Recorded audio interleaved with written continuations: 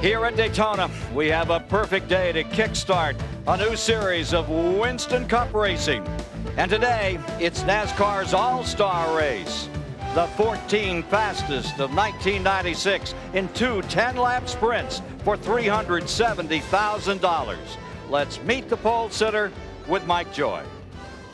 Ken, the last time Terry Labonte came to Daytona as defending Winston Cup champion, he won the Busch Clash. Well, that was 1985. And Terry, in this of all races, this sprint race, how hard is it to keep that front spot? Well, that's going to be awful hard. I'll tell you, we weren't real happy with the car yesterday. It didn't run quite as good as we needed it to, and made some changes on it this morning. Put a new engine in it, changed the chassis up a little bit. So I don't know. We'll find out here in a little bit how good it is. Okay. Now the defending Clash winner, Dale Jarrett, has the same car he won this race with last year, and that's bad news for a lot of these fellas. They say this move you have off turn 2, where you start up high, run down the hill, and take that bottom shot, allows you to pass anybody. Well, I think what allows me, it's not anything I do. I assure you, it's what's in those frame rails that allow me to do that. And Robert and Doug Yates and Steve Allen done a great job with the engine. Todd and the guys in the fab shop did a great job with the body. So I can drive the car about anywhere right now, and that's a lot of fun. Well, you've met the defending Winston Cup and defending race champion. To meet the entire field, let's go to CBS Sports Motorsports editor who will call today's race, Ken Squire. Ladies and gentlemen, introducing our all-star lineup for the 19th annual Busch Clash.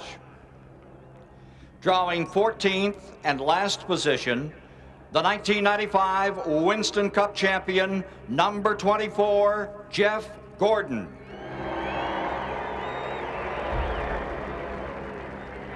Starting 13th, rookie Clash starter from Owensboro, Kentucky, number 37, Jeremy Mayfield. 12th on the grid, his second Clash, number 22, from South Boston, Virginia, Ward Burton. 11th, number 25, rookie Clash starter from Newburgh, Maine, Ricky Craven. Selecting 10th, number 16, from Franklin, Wisconsin, Ted Musgrave. Starting 9th, 6-time Clash winner, 7-time Winston Cup champion, number 3, Dale Earnhardt.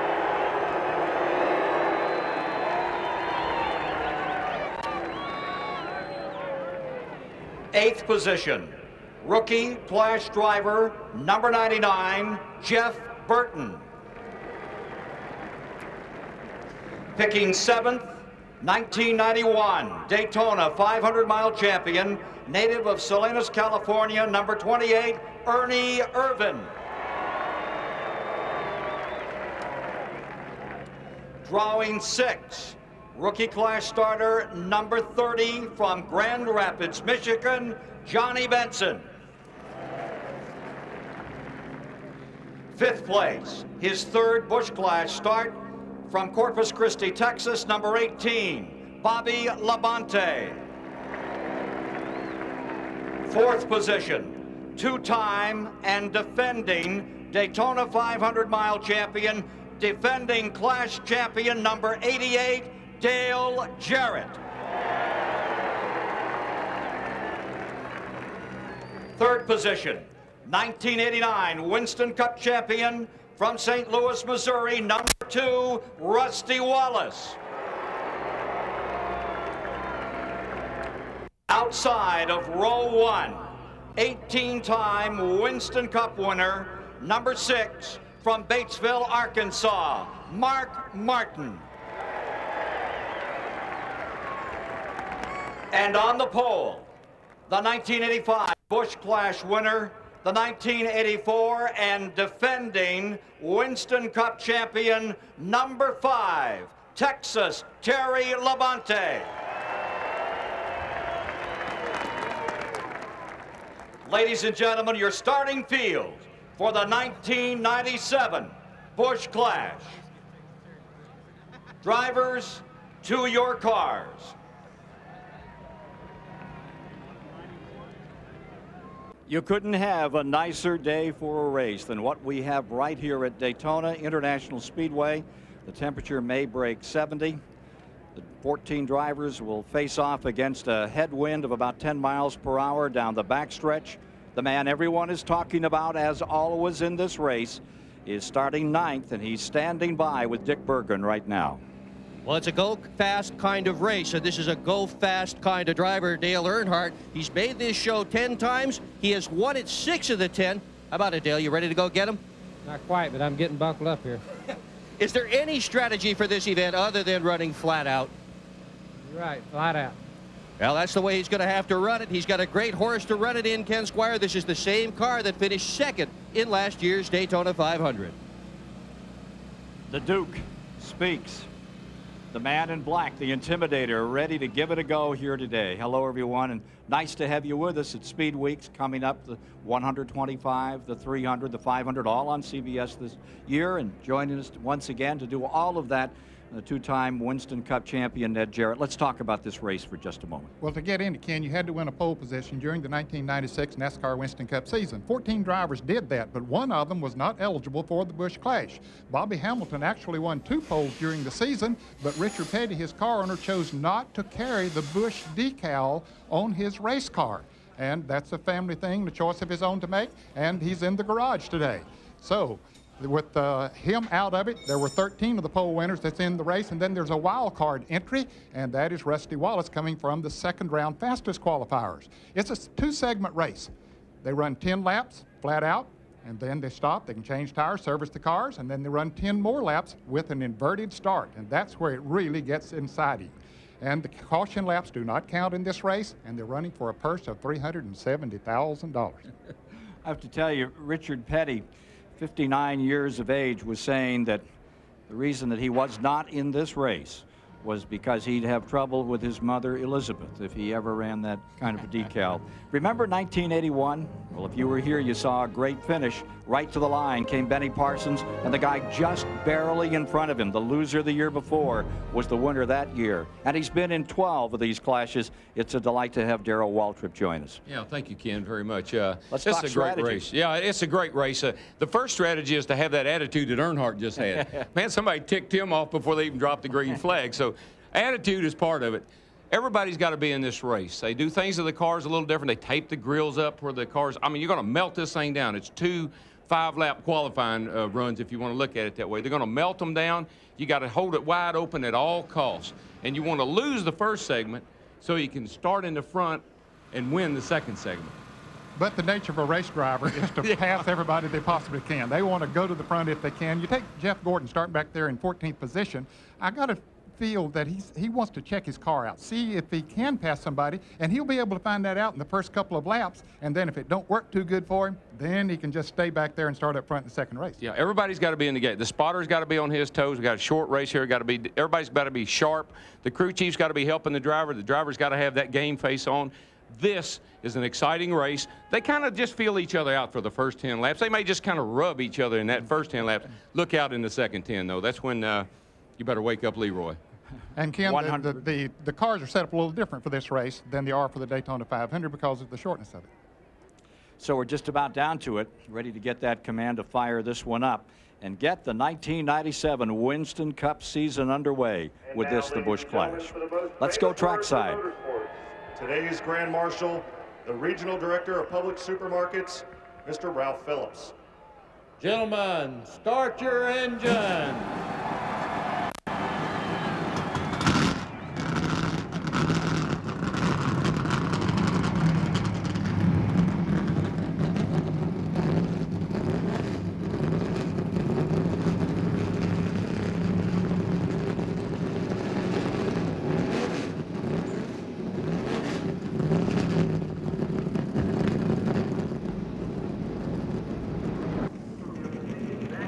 Rollout Daytona. Back of the field getting organized. Different colors on that number 24. Yeah, that's his new paint job. If that other car was a rainbow, this must be a thunderstorm here. It's a dark cloud coming at you. Just for this race. Race analysis here, Ned. Well, there are 14 cars starting the race. 10 laps this first segment, 25 miles. And the winner can take home $30,000. Bill Elliott ran over 197 miles an hour to win this race back in 1987. Of course, that was before the days of the restrictor plates. Track analysis, Darrell? Yeah, what we've got here is that this track is 31 degrees through the corners, pretty high bank. Only Talladega is higher. And then as we move off the corner, that's off turn 2 there, and you move down the straightaway, or into the tri-oval actually. The tri-oval is 18 degrees, and it doesn't drive that way. It did fit. The tri-oval feels fairly flat, so not a real big transition out of the tri-oval onto the short straightaways, which are banked 6 degrees, just like the back straightaway is. But let me tell you, when you come off that back straightaway 6 degrees into that 31-degree banking, that, my friend, is a real ride with a lot of downforce. And on this 2.5-mile track, the car that seems to cut the best and have the most power coming off that number 2 turn has been the number 88 of Jarrett, who's driving the same car in which he won this race a year ago. Manufacturer's breakdown for this race: 7 Fords, 4 Chevrolets, 3 Pontiacs, ready for the go. Yeah, it takes a lot of horsepower to do what he does over there, and everybody knows that he's got the horsepower. If he can get himself in a position, he should be a real favorite in this race. Take a look at the in-cars here. You're riding with Jeff Gordon, shotgun position, last on the field, 14th. That looks like a long way to the front, doesn't it? Ricky Craven starts 11th, pride of New England in the Budweiser, number 25. Ernie Irvan's number 28. He'll start 7th today, right in the middle of this flock. And then there's last year's winner, Jarrett, number 88, outside of that second row. You got to tell yourself it's a 10-lap race. It's 10 laps to go in the Daytona 500, and you got to have at it right now if you're going to win the thing. Good analogy. Okay, they get one lap. You know, that's where I think Earnhardt has a big advantage. He can think like that. And the other guys are kind of, like I said, the first 10 laps, they kind of feel each other out. Excuse me, pardon me, can I get in here? He doesn't feel that way. The starting order for the second segment of the Busch Clash, inverted from how they finished in segment 1. We wondered how the drivers would approach this first segment. I'll try to maneuver around, see what my car can do by itself or you know, around other cars the first 10-lap segment, and then after that, you know, that's when my strategy starts coming in. If I can't win the first segment, then I think that, you know, I'm going to try to be somewhere mid-pack so that it's a little bit easier to try to get to the front for the second segment. A lot of guys, they say if you leg back in the first segment and you end up starting in the front, it's better. But, I mean, most of the guys know it's not, because just about the time you get to the first corner, you'll get drafted by in the back straightaway. I race for every position because that's what I do. So, you know, we're going to try to lead anything we can or be as high up in the finishing order as we can, just because the fans expect that and deserve, you know, that. Mark Martin, his 10th appearance in the Clash. 3 drivers have been here for 11 previous runs. They include Terry Labonte and Rusty Wallace in this one, as we get set, and of course Earnhardt coming to green this time by. Well, they get the engines revved up and get ready to go when the pace car pulls off the track coming off of turn 4. Yeah, we got a new pace car driver. And Buster Otten is taking over for the late Elmo Langley, 2-time Winston Cup winner, who died of a heart attack while we were in Japan at the end of the year. I think in those pieces we just saw, some drivers drive with their heart, some drivers drive with their head, some drivers drive for the mighty dollar. That's what we got here.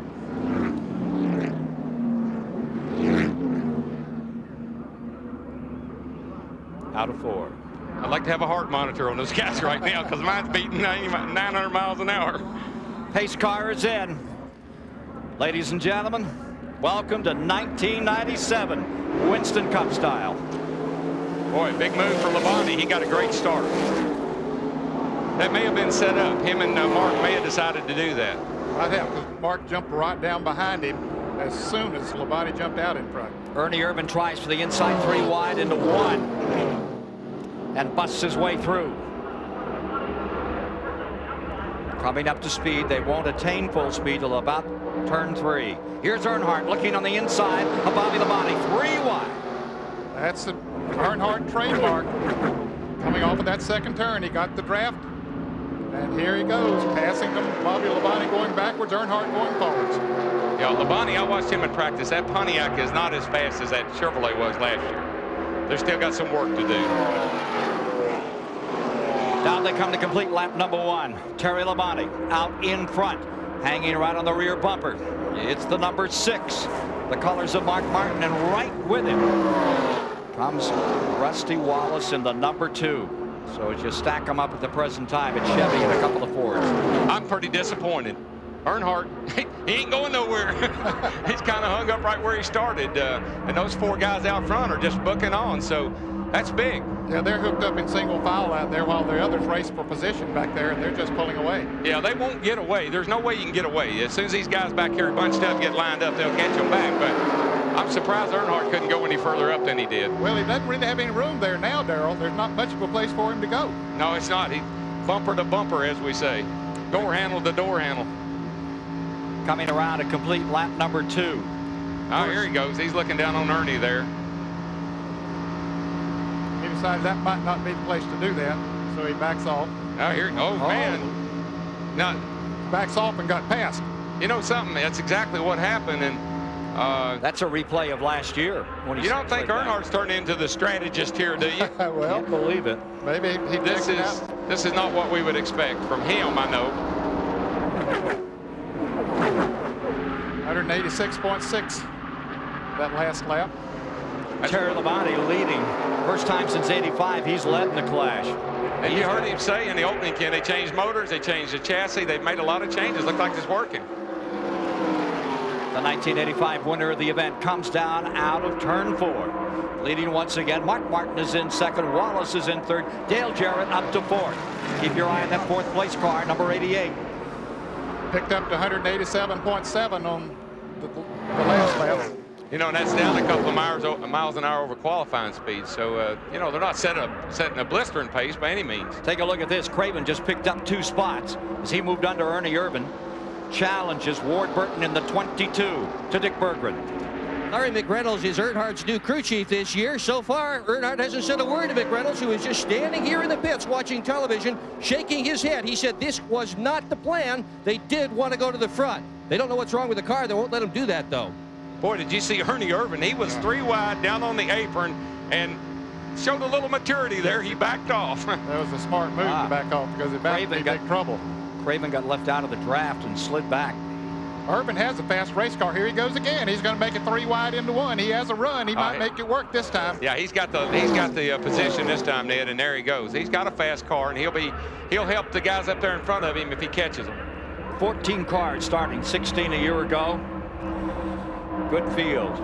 1 wild card, Rusty Wallace, for the 3rd time in his career, the wild card selection where they'd have a drawing from the blimp.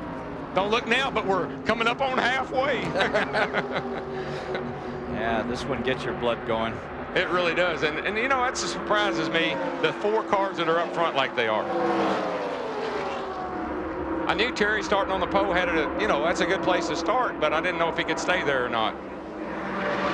He's hanging right there, and I think that threesome back behind them have hooked up in single file, and they're gaining on the leaders. That's the 99 of Jeff Gordon leading that threesome. You're not going to get away very long if you can keep everybody in line. Everybody will get back together if they'll stay a single file. There's that trio running just behind the front 4, led by Jeff Burton. And you see directly behind him the 16 of Musgrave, and then Johnny Benson. Now here's Ernie Irvan squeezing one off on the inside. That's going to move him into 8th. Drop Ward Burton to 9th. Benson stays 7th. Musgrave 6th. Burton, that trio moving in a little. Yeah. See, that's the worst thing can happen to Ernie. They get side by side and he's stuck. There he goes. He made it 10. 3 packs of cars as we get down to the side this first segment. Those front 4 are saying, boy, just let these laps run out, and the next 3 back there are saying, how many more we got to go? Right. So we need more time. Mayfield in 10th spot, number 37. Well, I never would have believed it, but it looks to me like Earnhardt and Gordon are positioning themselves for the second 10 laps. I think that's exactly what's happening. Unbelievable qualifying yesterday. And the man on the pole for the Daytona 500 next Sunday is standing by with Mike Joy. He's the 95 Craftsman Truck Series champ, Ken, and he'll start his first ever Daytona 500 from the pole. Mike Skinner, what are you learning from what you see here in these first 10 laps? I'll tell you, I can't wait to do that next year. That's gonna be a lot of fun. Well, he's qualified for the Busch Clash. Any surprises from what you've seen thus far? Yeah, I'm a little bit surprised that Dale didn't get a little bit better start, but he's getting to be a pretty good strategist. This thing is a long ways from over. That's right. Earnhardt, of course, is Mike Skinner's teammate in Winston Cup racing this year, Ken. Mike Skinner on the pole for the Daytona 500. And Grissom will start along beside him for Larry Hendrick. Ken, right now you got Head running first, you got Hart Money running third. See what happens. All right. Head, Hart, and Money. There they go. But there's a lot of heart in that number 2 for sure. Yeah, and that 88 is sitting there maybe in the best place of all of them. If he's as strong as they say he is, this could be ideal for him. I don't believe he's as strong as he showed in practice, Darrell. I don't believe that car is working quite as well as it maybe did in practice. And that other group has caught up to him there now, the other 3 cars. So now you have a 7-car draft up front. Yep. Mark Martin perched right there in second spot. Looked like he was going to take a shot out of 2. Wind it up. Dale Jarrett back there in 4th place, giving us these pictures at 190 miles an hour. You're watching it live. The Busch Clash to start the Winston Cup season next Sunday. The Great American Race, the Daytona 500. It's right here on CBS with some 80 cameras. To 80, that's right, to bring you all the action.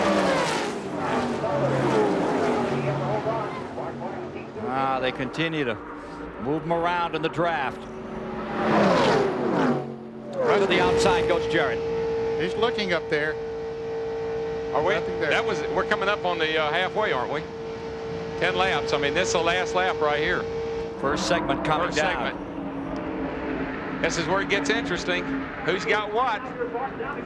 Here comes Rusty trying to make a move, or Mark Martin had gotten around Rusty Wallace, and he's trying to make a move. He wants the Ford to win it, but I don't think he's going to win this first segment. Terry Labonte has him covered. Terry's got him covered this time. Down they come to complete the first half into the line, and to start dead last will be Terry Labonte. Right with him comes Martin to the outside, Chevy and Ford across the stripe with Rusty Wallace in 3rd. Well, it'll be interesting to see what will happen with those guys that were out back in this one. Now you see they'll be able to come in, make a pit stop, and service those cars, make some changes. Some of them will certainly want to do that, and see if they can do better the next one. CBS Sports coverage of the 1997 Busch Clash continues after this message and a word from your local station. The track condition is caution. The first half of the 1997 Busch Clash has been completed. A relentless Terry Labonte came off the point and wouldn't give it up. Here's the order on that first run. Labonte, Marlin, Wallace, the top 3. Mark Martin in 2nd place, and Dale Jarrett in 4th. Ted Musgrave moved to take 5th at the start-finish line, moving around the Jeff Burton car. Gordon to 12th on that finish. Ricky Craven got himself a 9th. Mayfield in 10th. So when they line them up, those that were in the rear will be up in front, and that means you're going to have Earnhardt and Bobby Labonte in the front row. Let's go to Dick Berggren. Well, Earnhardt is going to be coming in here very shortly. Here he comes now, and they're going to put 4 fresh tires on it. Snickers, that was a last-minute decision. They were going to put tires on the car that had been roughed in earlier, and at the very last minute, Larry McReynolds said no Snickers. The problem with the car seems to be, have you heard this story before? Ignition. Same sort of situation they had last year. They're switching to the 2nd ignition system, and hopefully he'll have a better shot at the second half. That's the one that really counts. Let's go to Mike Joy. In the defending champions pit, Dale Jarrett, they put a right front tire on Jarrett's car and made a very slight chassis adjustment to the left rear jacking screw. And it looks like they're started to let a little air out of the left rear tire, and now they're going to replace it. The left sides, they're mounting sticker tires, a contrast to what Dick Berggren reported. And having a little look at a tire rub here on the left rear fender. Hot stickers on the left side, and little change here on the right side. He's talking to his driver, as you can hear in the background. To torque it up. What changes are you making, and why? The car's a little bit tight, Mike, so took around to bite out of it, add a little air pressure to the right rear, and send him on his way, and hopefully he can go from the back to the front like he did last year. Okay, hood is up on Bobby Labonte and on Johnny Benson. Ken? Field getting organized for the restart and the second half of this race. Inverted start. Action in the $370,000 Busch Clash.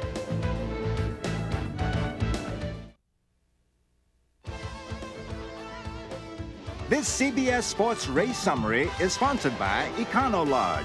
Spend a night, not a fortune.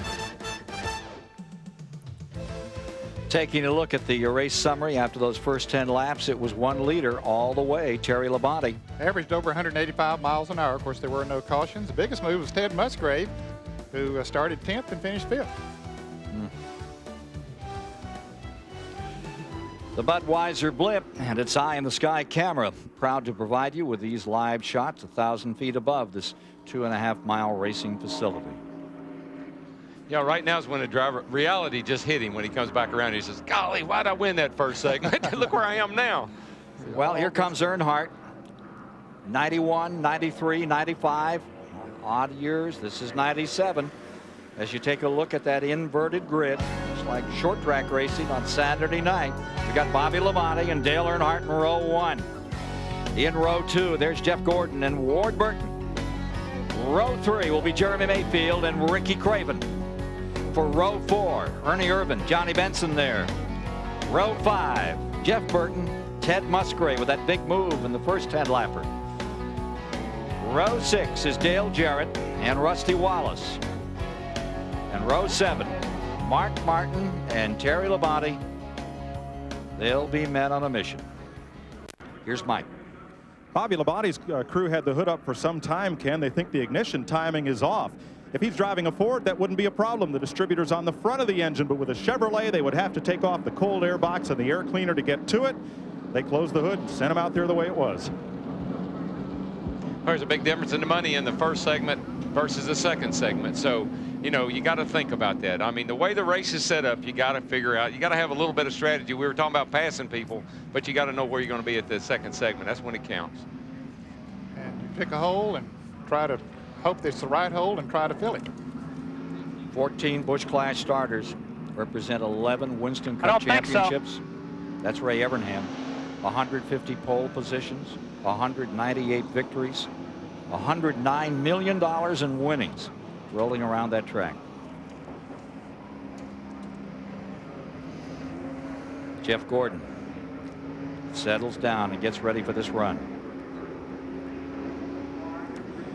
And he's wishing Hendrick well, going in for some treatment in the hospital. Yeah, I'd like to say hi to Rick and also like to say hi to my dad and hope he's doing all right today. How is Leroy? He's doing very well. He's taking some treatments now, and, you know, I miss you, Dad. I wish he was here. Your biggest fan.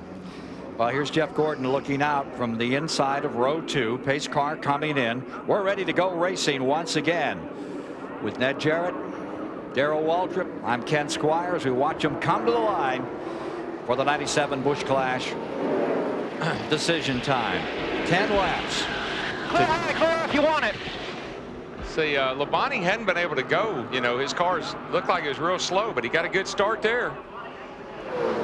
Fading back a couple of spots, Earnhardt. Maybe just getting his breath. He probably didn't want to get hung out if he could help it. Look at Jarrett coming out of the back. Oh, that's a perfect scenario when you're in the back. They're 2 or 3 wide up ahead of you. It really gives you a lot of draft. Jeff Burton goes. Benson goes. Craven trying to stop him. Started to move out. And look at right in between cars, Ernie Irvan. Wow, Jarrett hoped to follow him through there, but he couldn't get there quick enough. That gap closed up on him. But he took forward. Ernie Irvan's race cam. He's the guy that's on the move. He's 190 miles an hour. And we got him 3 abreast back there. Now they get down to 2 as Ricky Craven backed off a little bit. Out in front, Bobby Labonte. Jeff Gordon still lying there in second spot. And there goes Gordon. I think he's got the move right there into turn 1. He probably should bring Rusty with him. And Rusty came from 12th to 3rd in 1 lap. And there's Ernie right there, too. So they're looking pretty good right now. What a move on Rusty Wallace, going reminiscent of some of Dale Earnhardt. Look at Jeremy Mayfield down here, Ned. Jeremy Mayfield 3 wide down on the inside, and he's going by. Whoa. Dale Jarrett on the bottom, headed for 3. Pitches it down in. Ernie had a problem. Ernie really had to get out of the throttle. Ken, look at him. He fell way back. 14 guys with one thing on their mind. Checkers or wreckers before this one's over. There's still 3 abreast. Bobby Labonte, the meat in the sandwich. He's just trying to hang on there. I'm really impressed with Labonte because, I mean, he didn't run that well in the first segment. Well, no, he's falling back. That's Ward Burton that's up in there. Ricky Craven works on the bottom of the 88. Down Come the on, baby, come on. Atta boy. Come on, Brian. Jump up and down with me. That's Todd in there. That's your cheerleader. That's what I was telling you. Everybody gets in this race. Todd Parrott, the crew chief for number 88, Dale Jarrett. You saw Benson just slip down to the inside as they hit the third turn. Jeff Gordon out in front. Rusty Wallace in that second spot. First and third, Earnhardt. Well, you know, we didn't hear him say anything was wrong with Gordon's car in that first segment, so I think he was probably just doing what we thought he'd do and get himself up front in the second half. Ward Burton is in fourth.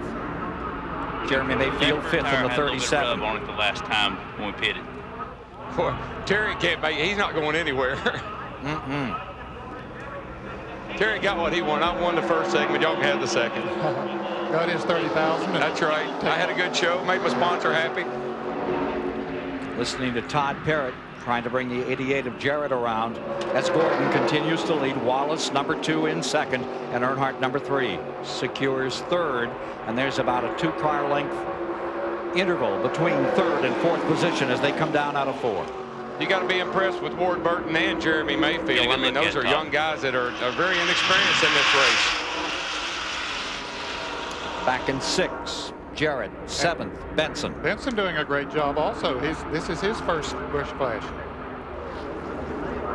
3 Pontiacs came out to the start. Now take a look up in front. Here is Gordon leading. Gets himself about a 1-car length advantage off that critical second turn. If you can get out of there perfectly, get that car to cut right, you can really build that horsepower up in the back straightaway. I've been impressed with Rusty this week down here. He qualified well. He's running well here today, and you know, this is not one of his favorite racetracks. Mike Joy standing by, former winner of this event. 87 winner of the Clash and the 500. He's been in 14 straight Busch Clashes. Bill Elliott, what are you seeing out here now? Well, it looks like if Russ can turn down on Gordon, I think Earnhardt's going to try to capitalize on that situation. But it's going to depend on if Gordon will give him the room to pull down on him. As I saw in the last race, it's kind of they fought a little bit, but I think Mark kind of give up a little bit on Terry. But if Rusty pulls down on Gordon and gets it too wide, I think Earnhardt's going to capitalize on that one. If the front 2 cars or 3 cars stay single file, are you afraid to pull out if you're behind them? Well, I think at this situation, it's, you know, for the no longer in the race is, I'd try to pull out, because whatever you lose, if either you're going to win the race or you're going to the back, and you know, second you ain't going to do no better. So I'd go for it. It's 0 or 0, Ken. Absolutely. Bill Elliott, man who started this race 14 times but not in it this year. Last lap at 188.4. That's a lot quicker than the first race. And I'll tell you something, people at home may not realize, but that guy in front right now is doing a lot of defensive driving. He's not running the line that he would be normally running if he wasn't trying to hold them guys behind him. He runs the middle of the racetrack. He runs around a good bit off of the corner, different lines, seeing if there's anything there. Jarrett looking on the high side, nothing there, and Ernie Irvin comes underneath him, sets him back, and with him goes the number 6. Up another spot, Mark Martin. But more on Ernie Irvin. Let's go down to the pits. Ken, they're not happy with Ernie Irvin's car. They're not exactly sure what's wrong. Robert Yates said it just won't run. Ken? You know, he had a thing going toward the front there, and then all of a sudden he got 3 wide going into 3 over, and it looked like took the air off this spoil, and he really sent him backwards. He's coming back now, though.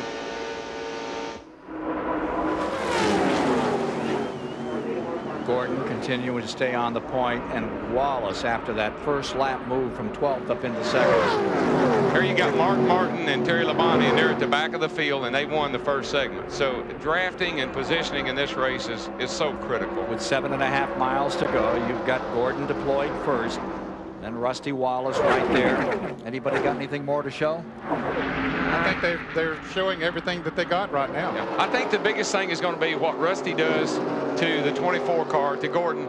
I don't think that Ward Burton will be a lot of help to Earnhardt. And that could be Earnhardt's Achilles heel right now, is the car behind him. Because that Pontiac is just, they haven't shown to be that quick out front. 2 laps to go this time by. Here's Mike Joy. Mike Skinner, if we've learned anything standing up here, it looks like it's that you got to have help. Yeah, I'll tell you, we did a little drafting practice down here in the winter, and with the cold air box, it seems like you get right up behind a car and it hits the brakes. I don't know if we're seeing a little bit of that right here or not. We'll find out next Sunday, I reckon, or maybe Thursday in the 125. What he means by that, Ken, is this time the air cleaner is hooked up directly to where the air goes into the engine, and we're taking in all cold air this time, and there's a lot of concern about whether that's good or bad. Well, a lot to say that's going to be helpful. Not getting any of that heat off the engine itself. Now, as we come down with a lap to go, Gordon first, Wallace second, Earnhardt third, Burton fourth, Ernie Irvan is in fifth, Mayfield is in sixth, Mark Martin in seventh, and Benson eighth for the line. All right, you're down by 3. Give it to Michael Jordan and see if he can sink it.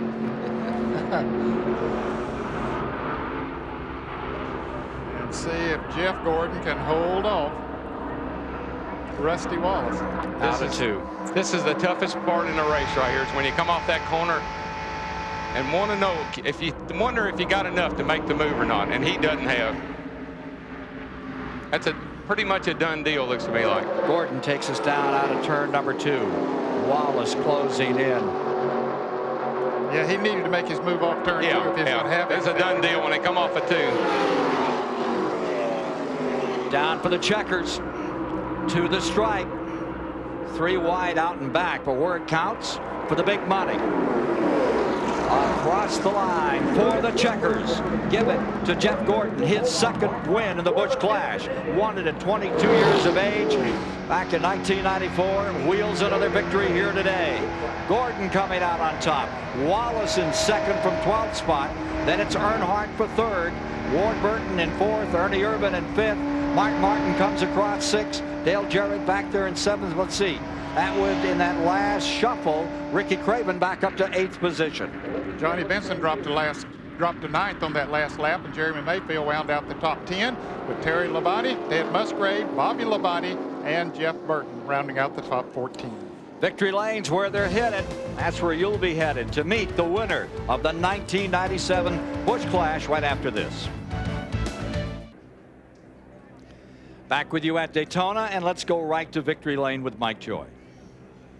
Jeff Gordon climbs out. Ray Evernham told him, don't jump on the roof. They've still got to get this car through post-race inspection. Second win in the Busch Clash for Jeff Gordon in that second half. It started out kind of wild there, and then you took command, and that pretty much dictated the race. Well, I got a real bad start on that first 10-lapper, and, then Earnhardt was battling me for who was going to be on the front row for the second 10-lapper. But, I knew the whole key was to the restart that last time, and Bobby Labonte's car didn't really, take off real well, so I gave him a little bit of help. And, when I got in front of Earnhardt, I was like, man, this is exactly what we need to do, and if I can just get by Bobby now, and Rusty actually helped me out a little bit there, and I might learn a little bit from him in Japan. Yeah. So you're saying it's better to have the lead than to try to take it? Oh, absolutely. I mean, there's some of those guys that had real fast cars. They can pull out and pass, but you got to have a partner. That's all there is to it. If somebody doesn't pull out with you, and you got to have more than one, too, then you're not going to go anywhere. Jeff Gordon wins the first race of Speedweeks. Now Dick Berggren with Rusty Wallace. And Rusty Wallace almost won the first race. Second place isn't too bad, given your history at this place of not doing as well as you might like. Well, I was trying to get him to help me, but anyway, no, I'm real happy with it. The car ran really good. It handled perfect, and just did all I could do. I got a good jump in that second restart, and that was really good to help me a lot. Car ran well for a restrictor plate race. Yeah, you got that right. We qualified 4th yesterday. I really thought we could have got it on the front row for Penske and all the crowd, but we get up 4th, we'll be okay, I think. Let's see if we can get Dale Earnhardt for a minute. Once again, ignition problems. Is that what caused you to not be able to win this thing today, Dale? No, I don't think ignition problems or anything. I couldn't get up to help Rusty, and really once you got nose to tail, that's all you could do. You couldn't pull up, pull out, or do nothing. So it just right along in line. Ward couldn't get to me to help me, and it was just some kind of race. I look for the same thing Thursday and on Sunday, so it's not going to be good. Except he wants to be in victory lane on Sunday, Ken Squire. The Intimidator beaten by the Dominator, Rick Hendrick, today, who has his cars win both the first segment with Terry Labonte and the overall with Jeff Gordon doing the number.